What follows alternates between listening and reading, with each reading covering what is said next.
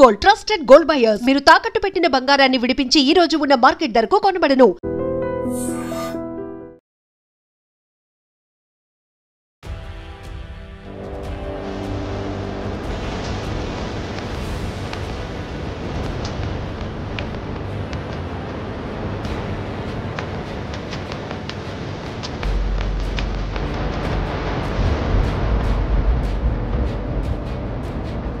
Visakha Yarada beach దగ్గర ఉన్నటువంటి dolphin quarters లో గార్డెన్ లో మొక్కలకి నీళ్లు పోస్తూ ఉండగా ఒక్కొక్క బేబీ స్నేక్స్, ఒక్కొక్క పాము పిల్లలు బయటకు వస్తున్నాయి.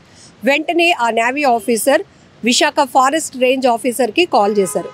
ఆయన ఇమీడియట్గా అక్కడ స్థానికంగా మల్కాపురంలో ఉంటున్నటువంటి స్నేక్ కేచర్ నాగరాజుకి ఇన్ఫామ్ చేసిన వెంటనే నాగరాజు అక్కడికి చేరుకొని అసలు ఏంటి ఈ పాము పిల్లలు ఎక్కడి నుంచి వస్తున్నాయని గమనించేటప్పటికి అక్కడ ఒక పెద్ద గొయ్యి తీసి తవ్వుతూ ఉంటే 1 కాదు 2 కాదు 3 కాదు ఏకంగా 14 పాము పిల్లలు బయటకు వచ్చాయి.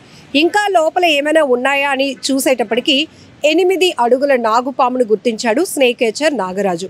ఇమీడియట్గా వాటన్నిటినీ కూడా పట్టుకొని తను తీసుకొచ్చినటువంటి బ్యాగ్లో వేసి బంధించి ఆ తర్వాత జనావాసాలకు దూరంగా ఉన్నటువంటి ప్రాంతంలో వాటిని విడిచిపెట్టడం జరిగింది. ఇక్కడ మనం ఒకటి గమనించవచ్చు, ఫారెస్ట్ రేంజ్ ఆఫీసర్ శాస్త్రి గారు కూడా ఒకటి చెప్తున్నారు. ఇండియన్ మైథాలజీ ప్రకారం అయితే దేవతా సర్పాలు ఉన్నాయి, విష సర్పాలు కూడా ఉన్నాయి, అంటే రాక్షస సర్పాలు కూడా ఉన్నాయి. వీటికి ఒక ప్రదేశం అనేది నిర్దేశించబడినట్టు కూడా చెప్తున్నారు. కానీ ఇప్పుడు కలియుగంలో వస్తున్నటువంటి పాముల వల్ల మనకి భయం ఉంది, మనుషుల వల్ల పాములకు కూడా ప్రాణభయం ఉండి అవి కాటేయడానికి బయటకు వస్తూ ఉంటాయి, ముందుకు వస్తూ ఉంటాయి అని చెప్తున్నారు. అయితే పాముల విషయంలో మాత్రం ప్రతి ఒక్కరూ అప్రమత్తంగా ఉండాల్సిన అవసరం ఉంది. ఒకప్పుడు కొండవాలు ప్రాంతంలో ఎక్కువగా మనం పాములు గమనించే వాళ్ళం. ఇప్పుడు కొండల్ని తొలిచేస్తూ ఆవాసాలు ఏర్పాటు చేసుకుంటూ జనాలు అక్కడికి వెళ్ళిపోతూ ఉండటం వల్ల అవి మనుషులు ఉండే చోట్లోనికి విరివిగా వస్తూ ఉండటం వల్ల ఈ మధ్య మనం ఏసీల్లో పాము పిల్లలు చూస్తున్నాం, ఫ్రిడ్జ్లో తిష్ట వేస్తున్నటువంటి పాముల్ని చూస్తున్నాం, అలాగే కబోర్డ్స్లో బీరువాల్లో ఏవైనా స్టోరేజ్ ఉన్నటువంటి స్టోర్ రూమ్స్లో కూడా ఎక్కడంటే అక్కడ, అంటే మనం రెగ్యులర్గా అక్కడ మన కదలిక లేని ప్రాంతంలో ఎక్కువగా పాములు పిల్లలు పెట్టడం, వాటికి ఆ ప్రదేశాన్ని తమకు అనుకూలంగా మార్చుకునేటటువంటి వీడియోలు సోషల్ మీడియాలో మీరు చూస్తూనే ఉన్నారు. అయితే స్నేక్ క్యాచర్స్ మాత్రం ఎప్పటికప్పుడు ఈ పాముల విషయంలో అప్రమత్తం చేస్తున్నారు. ఏవి విష సర్పాలు, ఏవి విష సర్పాలు కానివి, వేటికి భయపడాలి, వేటికి భయపడకూడదు, ఒకవేళ మీరు పాములను గుర్తిస్తే ఇమీడియట్గా ఎలా వాటి నుంచి మిమ్మల్ని మీరు ప్రొటెక్ట్ చేసుకోవాలి, ఇమీడియట్గా మాకు కాల్ చేస్తే మేము ఎంత టైంలో వచ్చి రెస్క్యూ చేసి ఆ పాముల్ని పట్టుకుంటాము అనేది కూడా ఎప్పటికప్పుడు మనం ఐ డ్రీమ్ ఛానల్ ద్వారా కూడా అవేర్నెస్ క్యాంపెయిన్స్, అవేర్నెస్ ప్రోగ్రామ్స్ కూడా చూపిస్తున్నాం. సో ఈ పర్టికులర్ ఇక్కడ ఒక ఇంటిలో గార్డెన్ నుంచి అన్ని పాము పిల్లలు బయటకు వస్తున్నాయంటే జనరల్గా పిల్లలు వాళ్ళు ఇంట్లో ఉన్నప్పుడు గార్డెన్లో ఎక్కువగా టైం స్పెండ్ చేస్తూ ఉంటారు. జరగరాని ప్రమాదం జరిగితే చాలా భయంకరంగా ఉంటుంది. కానీ ఇక్కడ మనం ఒకటి గమనించాల్సింది ఏంటంటే ఇక్కడ 8 అడుగుల నాగుపాము, అతి పెద్ద పాము కూడా గుర్తించినటువంటి స్నేక్ కేచర్ నాగరాజు ఇమ్మీడియట్గా మాకు ఎప్పటికప్పుడు స్నేక్ సేవర్ సొసైటీ కావచ్చు, లేకపోతే చాలామంది ఇలా స్నేక్స్ని పట్టుకొని ప్రొటెక్ట్ చేసేటటువంటి వాళ్ళకి ఇమీడియట్గా మీరు కాల్ చేయండి, భయపడొద్దు అని కూడా కాస్త అవేర్నెస్ కల్పిస్తున్నారు. అయితే Visakha forest range officer Sastri గారు ఒకటే ఒక మాట చెప్తున్నారు, పాముల్ని కొంతమంది ఆకతాయిలు కావాలని హింసించడం చేస్తుంటే కొంతమంది మాత్రం ప్రాణభయంతో వాటిని చంపేయటం, కర్రలతో కొట్టడం చేస్తున్నారు. అయితే ఇమీడియట్గా మీరు మాకు ఇన్ఫర్మేషన్ ఇస్తే కనుక అక్కడికి స్నేక్ క్యాచర్స్ని పంపించే బాధ్యత మేము తీసుకుంటాం, వాటిని ఏమీ చేయొద్దు. ఎందుకంటే పాముల జాతి సంతతి కూడా అభివృద్ధి చెందాలి.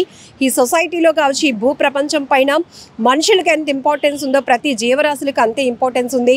ఎక్కువగా మనం చూడొచ్చు స్నేక్స్ అనేటప్పటికీ వ్యవసాయం ఏదైతే రైతులకు అవి ఫ్రెండ్లీగా అనిపిస్తాయి, అవి లేకపోతే కనుక అవి ఎలుకల్ని తినకపోతే కనుక పంటలను నాశనం చేసే పరిస్థితి ఉంటుంది. కాబట్టి ప్రతి జీవికి ఒక పర్పస్ ఉంటుంది, వాటి వల్ల మనకు ఉపయోగం ఉంటుంది. కాకపోతే మన మనుషులం అలాంటి విష సర్పాలు చూసినప్పుడు ఇమీడియట్గా భయపడతాం, ఎవరమైనా అది ఖచ్చితంగా భయపడతాం. కాకపోతే ఎప్పటికప్పుడు మీరు అప్రమత్తంగా ఉండండి, కొన్ని స్టోర్ రూమ్స్ కానీ అలాంటి వాటిని క్లీన్ చేసుకుంటూ ఉండండి. ఎందుకంటే వాటికి అవకాశం లేకుండా మనం చూడాల్సిన బాధ్యత కూడా ఉంది. సో ఇలా మీకు ఎక్కడైనా పాము పిల్లలు పెట్టినట్టు కనిపిస్తే కనుక మీరు ఆ చుట్టుపక్కల ప్రదేశాల్లో దాన్ని చెదరగొట్టకుండా ఇమీడియట్గా మాకు ఇన్ఫార్మ్ చేయండి అని కూడా వాళ్ళు చెప్తున్నారు.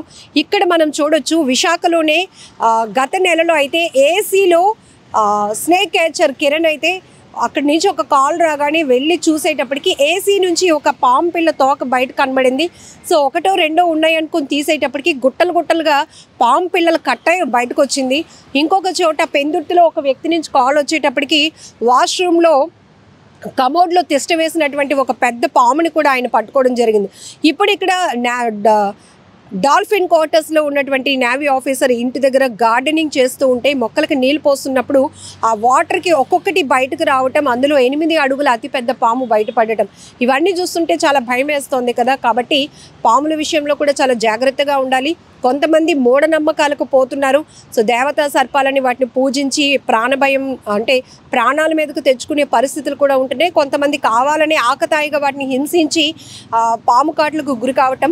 ఇంకొకటి ఇక్కడ కీ పాయింట్, చాలా ఇంపార్టెంట్ పాయింట్ ఏంటంటే Visakha forest range officer Sastri గారు చెప్తున్నారు, పాములు పగబట్టడం అనేది 100% తప్పు. అసలు అలాంటిది జరగదు. పాములు మనల్ని పగబడుతున్నాయి, పాములు మన వెంట పడుతున్నాయి, కాటేసి మరీ చంపుతున్నాయి, మా ఫ్యామిలీ మీద పగబట్టాయి అని వస్తున్నటువంటి వార్తలు కేవలం వదంతులు మాత్రమే. వాటిని మాత్రం నమ్మొద్దు. మీరు అందరూ కూడా ఒక అవేర్నెస్ కలిగి ఉండండి అని కూడా ఆయన చాలా క్లియర్గా చెప్తున్నారు. ఒకసారి ఈ విజువల్స్లో చూస్తే ఈ పాముల్ని ఎలా రెస్క్యూ చేశారు, ఎలా విడిచిపెడుతున్నారు మీరే చూడండి.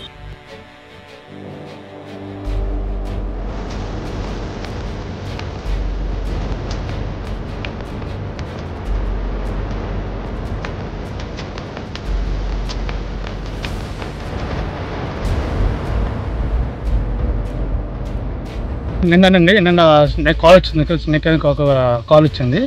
అంటే ఇంటి పక్కన గార్డెన్ ఉంటే గార్డెన్లో 2 బేబీ స్నేక్స్ వచ్చాయి, కోఆపరేటివ్ నుంచి వచ్చాయి.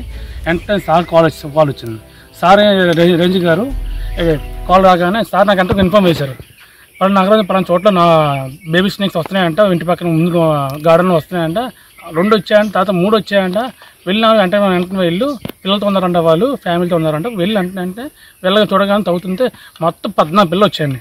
ఈ 14 పిల్లలు ఉంటే ఇంకా ఉంటాయేమని తవ్వుతుంటే దాని పెద్ద నాగుపాము ఉందండి. దీన్ని గమనించిన తల్లి నాగుపాము లోపడం అంటే ఈ అన్నిటికీ ఈ 14 పిల్లలు ఇది ఒకటి పెద్దదని మొత్తం 15 స్నేక్స్ అని పట్టుకొని మొత్తం మన స్నేక్స్ ఏమన్నా పెడతాం, ఆ బ్యాగ్లో మనం పెట్టాము. ఆ బ్యాగ్ ఇంకా మనకి సార్ ఒకటి చేస్తారు, స్టిక్ ఇంకా సార్ మనకి ఇచ్చారు, రేంజ్ గారు మొత్తం షూస్ అన్ని సార్ ఇచ్చారు. మళ్ళీ నిన్న నైట్ మళ్ళీ బిగ్ పైథాన్ ఫోన్ వచ్చి అంతా అది పట్టుకున్నాను. ఎర్లీ మార్నింగ్ ఇంకా ర్యాక్ స్నేక్ ఒక ఇంట్లో పాత ఇంట్లో 4 ఉంటే ఈ 4 స్నేక్స్ అనేది ఈ 4 స్నేక్స్ ర్యాక్ స్నేక్ అండి, జరిపోతారు తెలుగులో జరిపోతా అంటారండి, ఇంగ్లీష్లో ర్యాక్ స్నేక్ అంటారండి. ఈ 4 అన్ని మళ్ళీ మార్నింగ్ పట్టుకున్నాం. ఈ మార్నింగ్ పట్టుకొని ఇవన్నీ పట్టుకొని మా సార్ ఫోన్ చేస్తే సార్ పని అందరూ ఉన్నాయి పట్టుకుని వస్తున్నాను సార్ అంటే, సార్ అనేది ఇటుపక్క కొండ ప్రాంతంలో ఫారెస్ట్ ఏరియాలో మేడం గారు సారు వచ్చారు. వచ్చినంత వాళ్ళ విధంగా మనం విడిచిపెట్టాం, రిలీజ్ చేసాం స్నేక్స్ అనేది. అన్ని ఆరోగ్యంగా ఉన్నాయి, అన్ని హెల్తీగా ఉన్నాయి సార్. సార్ చూశారు మా స్నేక్స్ అన్ని చూశారు సార్, అన్ని పర్లేదు హెల్తీగా ఉన్నాయి, పర్లేదు బాగున్నాయి, దాన్ని రిలీజ్ చేద్దామని మొత్తం ఫారెస్ట్ ఏం పచ్చగా ఉంది, ఇక్కడ బాగుంటాయి, హెల్తీ బాగుంటాయని వదిలిపెట్టామండి. నా పేరు PV Sastri, forest range officer, Visakhapatnam అండి. సాధారణంగా సర్పజాతిని చూసి అంటే పాములు చూసి అందరూ భయపడుతూ ఉంటారు. దీని మీద ఇండియన్ మైథాలజీలో బోల్డంత విషయాలు సర్పాల గురించి చెప్పబడి ఉన్నాయి. చెప్పబడినవన్నీ కూడా ఈ కాలానికి అంటే కలికాలానికి సంబంధించినవి కాదు. అప్పుడు దేవతా సర్పాలు ఉండేవి, రాక్షస సర్పాలు ఉండేవి, వాటి జాతులు వాటి ఆవాసాలు వేరు. ఇప్పుడు ఇది కలియుగం. ఈ యుగంలో పాములు పగబట్టడం కానీ మరి ఏమీ ఉండవు. ఒక పాము పగబడుతుంది అనేటటువంటిది యథార్థం 100% కాదు. అలాగే వాటికి అనుకూలమైనటువంటి సమయం వచ్చినప్పుడు అంటే వాతావరణ పరిస్థితులు అన్నీ కూడా అనుకూలించినప్పుడు వాటి సంతతి విపరీతంగా పెరుగుతుంది. ఈ మధ్యకాలంలో వాటి సంతతి బాగా పెరుగుతోంది. ఇళ్లల్లో కంటే వాటికి తిండి గురించి వాటి ఆహారం వెతుక్కునే క్రమంలో ఇళ్లల్లోకి అన్నిటిలోకి పాములు దూరుతున్నాయి. అసలు వాస్తవంగా చెప్పాలంటే విశాఖపట్నం నగరం అంతా కూడా అడవుల్లోనే నిర్మితమైంది. అక్కడ ఉన్న అడవులన్నింటినీ కూడా అంటే వాటి ఆవాసాలన్నింటినీ కూడా ధ్వంసం చేసిన తర్వాత అక్కడ మనం వెళ్ళి ఇల్లు కట్టుకున్నాం. మొత్తం నగరం కూడా విశాఖపట్నం టోటల్ నగరం అంతా అడవిలోనే ఉన్నట్లు లెక్క. సో ఇవన్నిటికీ కూడా పక్షులకి రకరకాల పక్షులకి పాములకి వన్యప్రాణులకి ఆవాసమైనటువంటి విశాఖపట్నం ప్రాంతం. అందుకనే ఇది ఎప్పుడూ కూడా ఎవర్ గ్రీన్. ఒక్క నెల రోజులు తప్పితే సంవత్సరంలో 15 రోజులు నెల రోజులు తప్పితే మిగతా కాలం అంతా కూడా పచ్చగా ఉంటుంది విశాఖపట్నం. మళ్ళీ మనం సర్పాల దగ్గరికి వచ్చేసరికి ఈ సర్పాలు అనేటటువంటిది వైల్డ్ లైఫ్ ప్రొటెక్షన్ యాక్ట్ 1972 ప్రకారము ఎవరైనా సరే పాములను కనుక చంపినట్టయితే వాళ్ళ మీద చట్ట ప్రకారం చర్యలు తీసుకోబడతాయి. కానీ మళ్ళీ దానికి కూడా ఉంది, ప్రాణభయం కొద్దీ కొంతమంది చేస్తూ ఉంటారు, చంపడం గట్రా చేస్తూ ఉంటారు, కొంతమంది ఆకతాయితనంగా చేస్తూ ఉంటారు, కొంతమంది ఇవాళ హీరోయిజం చూపించుకుందుకని చెప్పి కర్రలు పెట్టి కొట్టి చంపేస్తూ ఉంటారు. ఇవన్నీ కూడా తప్పే. దయవుంచి ప్రజలు వాటి సంతతి కూడా అభివృద్ధి చెందడానికి సహకరించండి. పంటలు ఉన్నాయి. ఇవాళ మేము వదిలినటువంటి పాములు 19 పాములు అండి. దీంట్లో తల్లి కోబ్రా ఒకటి, దాని పిల్లలు 14 పిల్లలు, మొత్తం 15 వదిలాం. అది కాకుండా ఒక రాక్ పైథాన్ వదిలాం. అది కాకుండా ర్యాట్ స్నేక్ అంటారంటే జెర్రిగొడ్డు అంటారు, అవి 3 వదిలాం. వివిధ సందర్భాల్లో ప్రజల నుంచి మాకు వచ్చినటువంటి ఫిర్యాదుల మేరకు మేము ఆ స్నేక్ క్యాచర్లు ఎవరైతే దగ్గరలో ఉన్నారో వాళ్ళని అలర్ట్ చేస్తాం. వాళ్ళు వెళ్ళి, అందులో ఈయన నాగరాజు స్నేక్ క్యాచర్ విశాఖపట్నం ఉంది, ఈయనకు కూడా నేను చెప్తూ ఉంటాను. ఈయన వెళ్ళి వాటిని రెస్క్యూ చేసి పట్టుకుని తీసుకొస్తారు.